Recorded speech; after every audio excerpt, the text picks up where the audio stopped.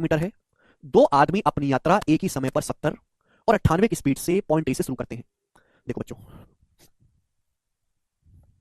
ये रहा ए, ये रहा बी। ए और बी के बीच की दूरी 660 किलोमीटर है। ए और बी के बीच की दूरी है 660 किलोमीटर। दो आदमी है मेरे प्यारे भाई, वो एक ही टाइम पर 70 और 98 की स्पीड से पॉइंट ए से चलना शुरू करते हैं। दो आदमी है, एक आदमी चलना शुरू करता है 70 किलोमीटर पर आवर की स्पीड से, दूसरा 98 किलोमीटर पर आवर की स्पीड से पॉइंट ए से सेम टाइम पे, पॉइंट ए से सेम टाइम पे एक साथ।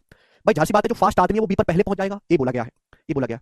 जब तेज चलने वाला आदमी बी पर पहुंचता है, फिर लौटते समय रास्ते में वो बिंदु सी पर धीरे चलने वाले आदमी से मिलता है। बीसी के बीच की दूरी बताओ। जब फास्ट आदमी पॉइंट बी पर पहुंचता है तो रास्ते में जब वो रिटर्न कर रहा है तो सी पे जो स्लो आदमी से मिलता है। बी सी के बीच की दूरी बतानी है, बी और सी के बीच की डिस्टेंस। देखो भाई, ये आदमी स्लो है, ये आदमी फास्ट है।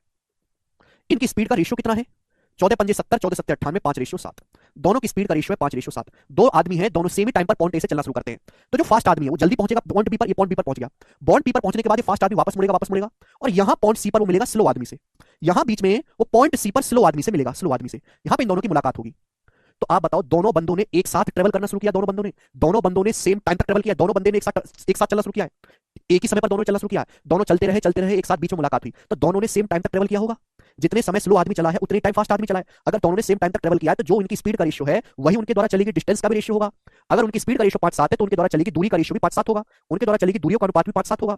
यानी कि अगर स्लो आदमी ने ये 5 यूनिट डिस्टेंस चली है, 5 यूनिट, तो फास्ट आदमी ने ये कितनी डिस्टेंस चली है? 7 यूनिट, 7 7। तो क्या ये डिस्टेंस 1 यूनिट नहीं आ जाएगा? 1 यूनिट। अगर स्लो आदमी ने 5 यूनिट डिस्टेंस चली है तो फास्ट आदमी ने कितनी डिस्टेंस चली है? 7 यूनिट। अच्छा, दोनों आदमियों ने मिलाकर कितनी चली है? 5 7 12। दोनों आदमियों ने मिलाकर चली है 12। ये जो दोनों आदमियों ने मिलाकर डिस्टेंस चली है वो ए बी का डबल नहीं है। ए बी रास्ते पे दोनों ने मिलाकर दो बार नहीं घूम लिया इस रास्ते पे, दोनों ने जो टोटल मिलाकर डिस्टेंस चली है वो है ए बी का डबल, ए बी का डबल। यानी कि ए बी जो होगा वो 12 का आधा होगा, 6। यानी कि अगर स्लो आदमी ने 5 चला है तो ये जो डिस्टेंस होगी 1 यूनिट होगी, 1। ठीक है भाई, और ये जो डिस्टेंस होगी, ये वाली जो डिस्टेंस होगी, ये हो जाएगी आपकी यहां से यहां तक की 6। ये जो डिस्टेंस हो जाएगी यहां से यहां तक की हो जाएगी 6 6। तभी तो देखो ना, फास्ट आदमी कितना चला? फास्ट आदमी 6 यूनिट है प्लस 1 यूनिट, 7 आदमी चल गया फास्ट आदमी।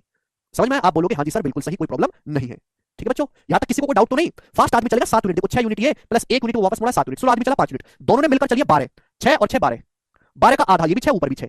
अगर 6 की वैल्यू 660 किलोमीटर है तो 1 की वैल्यू पूछे 110 किलोमीटर। सवाल का आंसर है ऑप्शन नंबर ए। बी से सी तक की दूरी 1 यूनिट आ गई ना, ये पूछा आपसे, 1 यूनिट 110 किलोमीटर।